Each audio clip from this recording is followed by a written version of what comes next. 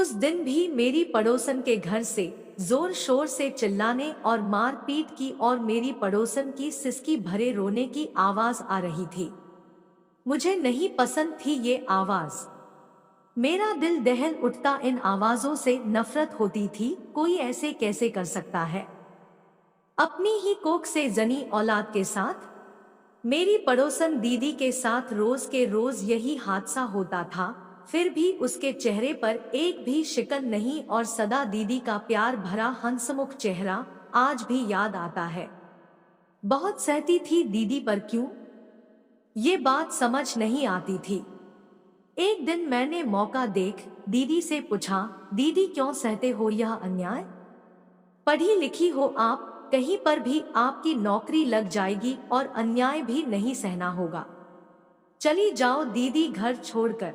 इस पर दीदी का जवाब था, गई थी मैं एक बार घर छोड़कर अपनी जान देने, क्योंकि मुझे लगता था रोज थोड़ा थोड़ा मरने से अच्छा मैं एक ही बार मर जाऊं, पर मेरा ये फैसला कायनात और किस्मत को शायद मंजूर न था। मेरे घर छोड़कर जान देने की बात सिर्फ मैंने मेरी एक जिगरी दोस्त को बताई। उसके लाख समझाने पर भी मैंने मेरा फैसला नहीं बदला, तो उसने अपने प्रेमी को यह बात बताई, जिनका नाम अमित है। अमित भैया ने मुझे बहुत अच्छे से समझाया कि घर से बाहर की दुनिया कई गुना ज्यादा बेरहम, मुश्किल और मुसीबत से भरी हुई है। तुम घर में ज्यादा सुरक्षित हो तो क्या हुआ, तुम्हारी मानसिक स्थिति से बेहाल माँ तुम्हें मानसिक और शारीरिक रूप से घायल करती है।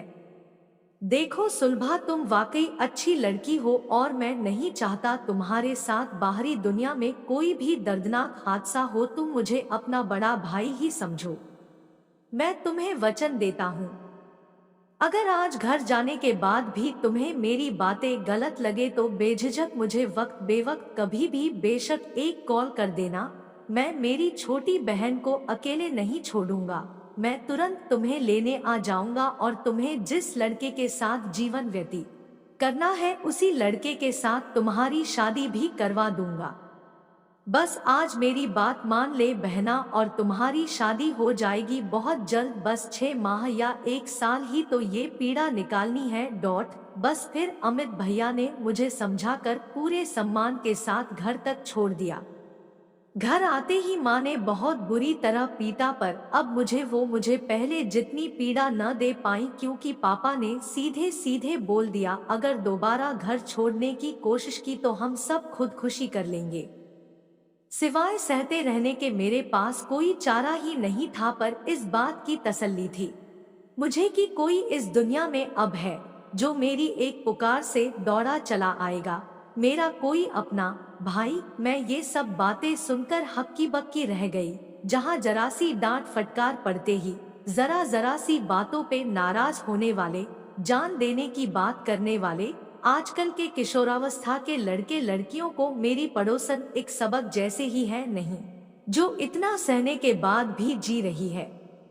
आज उसका एक अच्छा सा परिवार है, बिल्कुल परियों वाली कहानी सा। और एक बात, अब वो अन्याय हरगिज नहीं सहती है, क्योंकि सारे दिन वैसे ही नहीं होते। हालात जरूर बदले रहते हैं, बस जीने की आस बनाए रखे मेरी पड़ोसन दीदी की तरह।